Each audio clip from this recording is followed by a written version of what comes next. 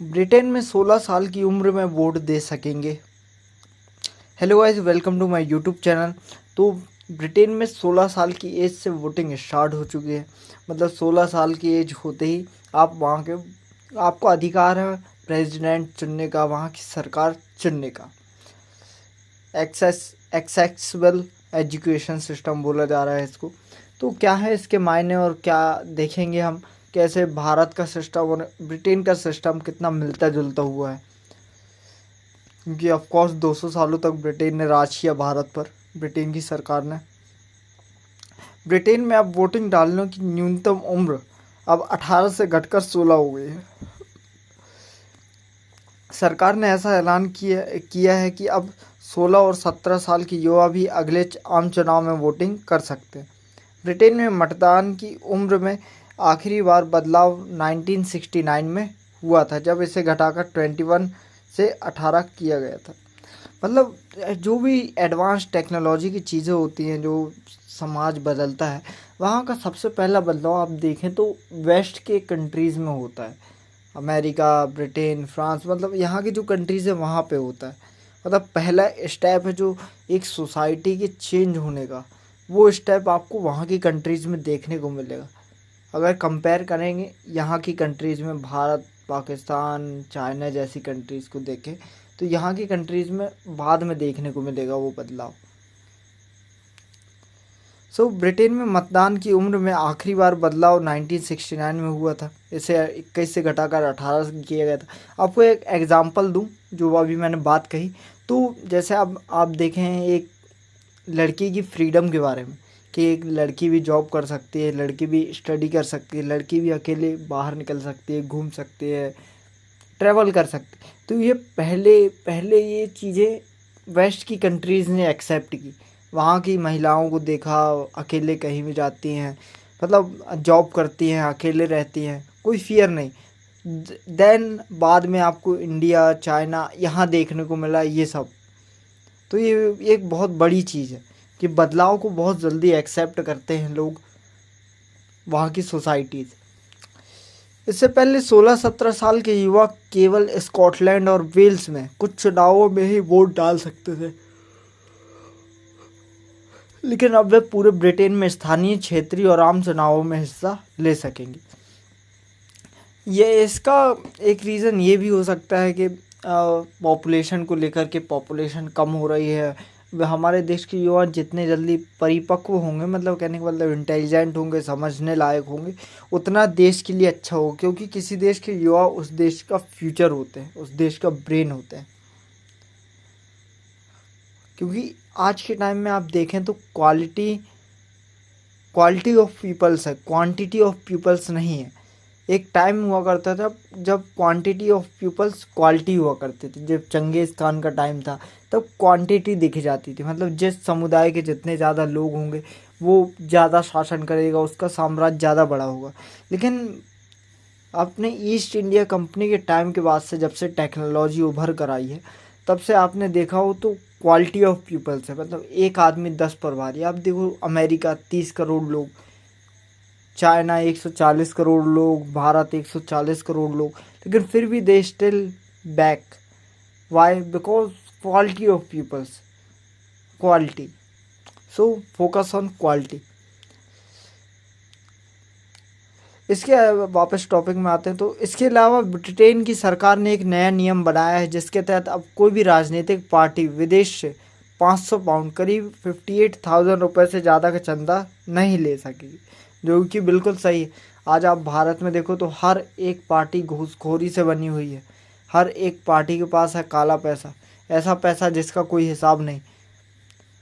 इसका मतलब वो वही पैसा है जो सरकार ने टैक्स से लिया है, और टैक्स का यूज़ कंट्री की ग्रोथ के लिए किया जाना चाहिए। ऐसा नहीं है कि टैक्स का यूज़ कंट्री की ग्रोथ के लिए नहीं किया जाता, लेकिन जिस लेवल पर किया जाना चाहिए उस लेवल पर नहीं किया जाता। अब देखें तो लाडली बहना योजना चला लो, अब उसमें 1000 करोड़ खर्च करने से बेहतर है वही 1000 करोड़ आप DRDO को देते तो क्या टेक्नोलॉजी हम बिल्ड कर सकते थे। वही टेक्नोलॉजी वही पैसा अगर आप टेक्नोलॉजी पर खर्च करते तो क्या किया जा सकता, कितना कुछ क्रिएट किया जा सकता था। कुछ नया क्रिएट किया जा सकता था। तो ये सब छोटी छोटी चीज़ें हैं और यहाँ लोगों को, कंट्री में, इंडिया में लोगों को समझना भी चाहिए कि जब तक वो इस देश की पॉलिटिक्स, मतलब कहने का मतलब है कि पॉलिटिक्स आपके जीवन से जुड़ी हुई चीज़ है, उसमें उन्हीं लोगों को होना चाहिए जो कंट्री का भला चाहते हों, आपका भला चाहते हों और ग्रोथ चाहते हों, कंट्री ग्रो करे, लोग ग्रो करे। तो ऐसे कुछ स्टेप्स होने चाहिए और लोगों को ये भी समझना चाहिए कि इस कंट्री की सबसे बड़ी प्रॉब्लम इस कंट्री की पॉपुलेशन है। Population is the biggest problem. तो सरकार ने यह कदम इसलिए उठाया है ताकि विदेशी अरबपति जैसे इलन मस्क ब्रिटेन की राजनीतिक और चुनावों को पैसे के जरिए प्रभावित न कर सके। बिल्कुल सही चीज़ है। मतलब सोचो, जिसने ये नियम बनाया होगा उसने वो कितना कुछ सोच कर ये नियम बनाया गया होगा, मतलब अपनी कंट्री के लिए। यही कुछ छोटी छोटी चीज़ें जो आप सरकार के लिए डिफेंस का काम करते हैं। जैसे आपको आजकल डिफेंस से वो आर्मी नहीं रही, आजकल डिफेंस डिजिटल हो चुका है। आपकी इंटरनेट है, आप जो फ़ोन चला रहे हैं, आप जो कंप्यूटर चला रहे हैं, तो इन सब में आपकी प्राइवेसी होती है। आप समझ रहे हैं, मतलब आप डेली टाइम कितना टाइम इन सब में, इन सब को देते हैं। आप सारी अपनी पर्सनैलिटी, अपनी पर्सनल चीज़ें इन सब के साथ शेयर करते हैं। तो आज के टाइम पे जो डिफेंस हो गया वो डिजिटल हो गया। आज के टाइम पे आपको पास सोल्जर या कोई भी आदमी आपको मारने के लिए फिजिकल नहीं आएगा, वो आपको मेंटली डिस्टर्ब करेगा, आपकी प्राइवेसी छीन लेगा। तो ये सब चीज़ें हैं। तो इन सब के लेकर स्टेप्स उठाना कि अगर किसी कंट्री को ख़त्म करना है तो वहाँ की राजनीति में घुस जाओ, वहाँ की राजनीति ख़त्म कर दो। तो आप देखो तो पाकिस्तान की राजनीति ख़त्म है, सिर्फ सेना है, तो देखो उस कंट्री का हाल। तो कंट्री के पॉलिटिक्स स्ट्रॉन्ग होनी चाहिए, स्ट्रॉन्ग एक्शंस लेने वाले लोग होने चाहिए। जैसे कि ये एक एक्शन है, एक सरकार 500 पाउंड से ज़्यादा चंदा नहीं ले सकेगी किसी विदेशी पार्टी से या विदेशी पर्सन से। सरकार ने यह कदम इसलिए उठाया ताकि विदेशी अरबपति, कोई भी अरबपति हो, वो राजनीति में दखलंदाजी ना कर सके। ब्रिटेन इलेक्शन सिस्टम में हुए 6 बड़े बदलाव। तो चुनाव में वोट देने की न्यूनतम उम्र 16 ईयर्स कर दी गई है। 16 साल की उम्र से अब इसका वोट स्टार्टिंग है। विदेश से 500 पाउंड से ज़्यादा दान लेने पर रोक लगा दी गई है ताकि फ्रॉड वगैरह को रोका जा सके और अपने देश में उन्हीं लोगों को टॉप में रखा जा सके जो देश का भला चाहते हैं, वो नहीं जो कुछ पैसों के लिए बिक जाते हैं। जैसे आप कंट्री में देखो, भारत में 500 रुपये देकर लोग वोट खरीद लेते हैं। और दिक्कत ये नहीं है कि 500 रुपये देकर लोग वोट खरीद रहे हैं नेता, लेकिन दिक्कत ये है कि जो लोग 500 रुपये लेकर वोट दे रहे हैं, सोचो वो अपने देश को कहाँ ले जा रहे हैं, अपने देश को किन हाथों में सौंप रहे हैं। जो आदमी 500 रुपये के लिए बिक जाए वो इस कंट्री को आगे लेके जा ही नहीं सकता। पार्टी को अपने डोनर्स के बारे में पूरी जानकारी रखनी होगी, ऐसा बिल में कहा गया है। मतलब ये एक कानून है, पार्टी को अपने डोनर्स के बारे में पूरी जानकारी रखनी होगी। ड्राइवर लाइसेंस, बैंक कार्ड दिखाकर भी वोट दे सकेंगे। उम्मीदवारों को परेशान करने वालों के चुनाव लड़ने पर बैन लगाया जाएगा। ये एक चीज़ होनी चाहिए। आप देखें इंडिया में तो 90% जो राजनेता होते हैं उनके ऊपर क्रिमिनल केसेस चल रहे हैं। मतलब नेता नहीं कहना चाहूँगा, मैं एग्जैक्ट अगर आपको बताऊं तो जो सांसद हैं भारत में, जितने भी सांसद हैं 545 जितने भी कहते हैं, उनमें से आप देखो तो 200 से ज़्यादा सांसदों के ऊपर क्रिमिनल केसेस हैं, क्रिमिनल केसेस। और दे स्टिल इन सांसद के पद पर क्या कर रहे हैं। मतलब इस देश में लॉ का मजाक बन चुका है। उम्मीदवारों को प्रचार लिस्ट में अपने घर का पता नहीं देना होगा, ये एक अच्छी चीज़ है। युवाओं की भागीदारी बढ़ाना भी मकसद बिल्कुल होनी चाहिए। आने वाला फ्यूचर उस देश के युवा ही होते हैं। सरकार का कहना है कि यह कदम युवाओं के साथ न्याय करने और लोकतंत्र में उनकी भागीदारी बढ़ाने के लिए उठाए गए हैं, खासकर उन युवाओं के लिए जो सेना में काम कर रहे हैं या देश की सेवा के लिए तैयार हैं। इसके अलावा सरकार का मानना है कि इससे देश की चुनावी प्रणाली में जनता का भरोसा दोबारा बहाल करने में मदद मिलेगी, जनता एक्टिव होगी।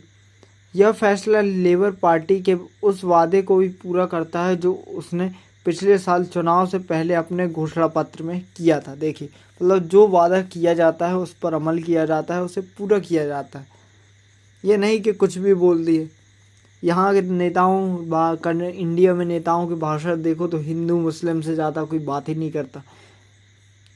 कोई ब्रिज गिर जाता है तो बोलते हैं कांग्रेस ने बनवाया था, अब कांग्रेस बोलती है बीजेपी ने मरम्मत नहीं करवाई। मतलब आप देख सकते हो किस लेवल की कन्वर्सेशन होती है। आपकी कन्वर्सेशन आप बताती है आपका माइंडसेट।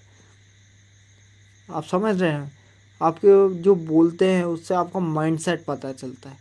आप सिर्फ अपनी सरकार बनाने के लिए कंट्री में किसी भी हद तक गिर जाएंगे क्या?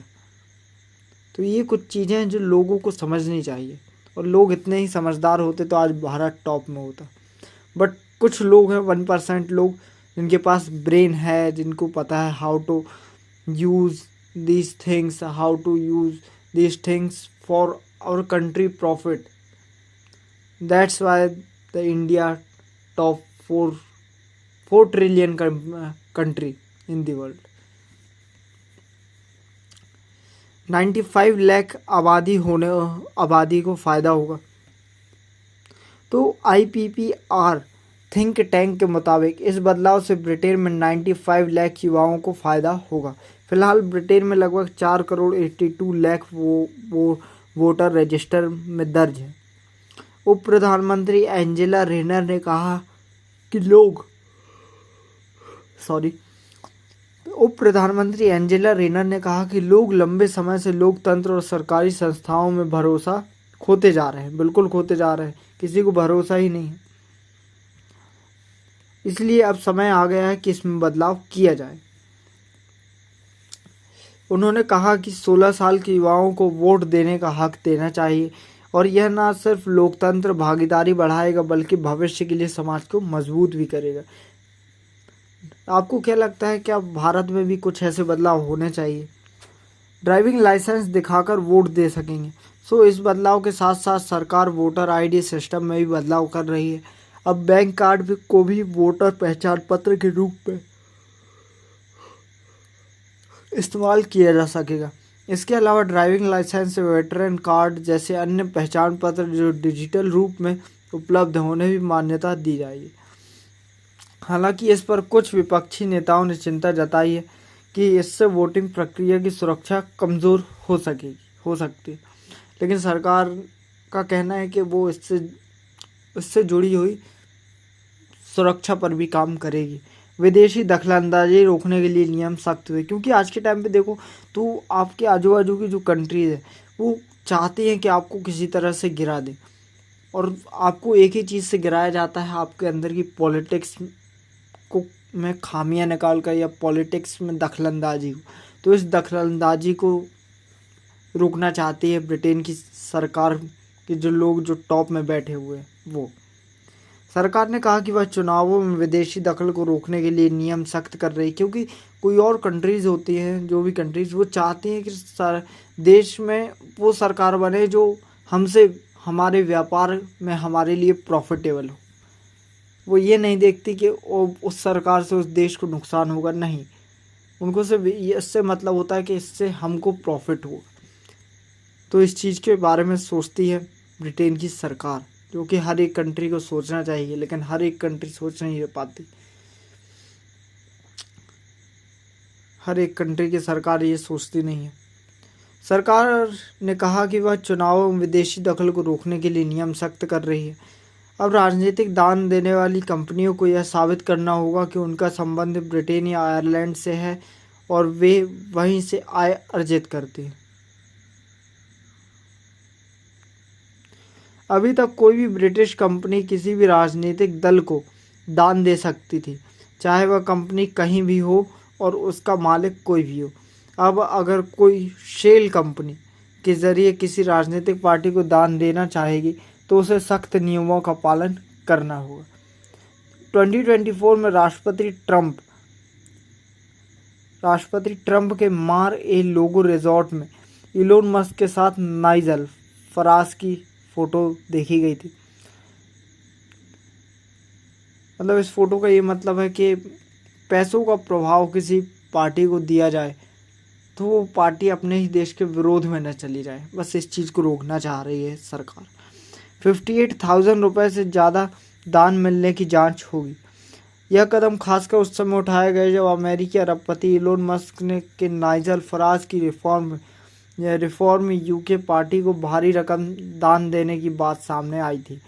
अब नए नियमों के तहत मस्क जैसे विदेशी नागरिक ब्रिटेन की राजनीति को प्रभावित नहीं कर पाएंगे। बिल्कुल सही, कोई भी हो, कितना ही अरबपति हो, country first, nation first. Britain की राजनीति को प्रभावित नहीं कर पाएंगे जब तक वे यह साबित ना कर सके कि उनका पैसा ब्रिटेन से आ रहा है। आपकी कंट्री का पैसा कंट्री में लग रहा है, ठीक है, विदेश का पैसा आपकी कंट्री की किसी पार्टी को आ रहा है तो क्यों आ रहा है।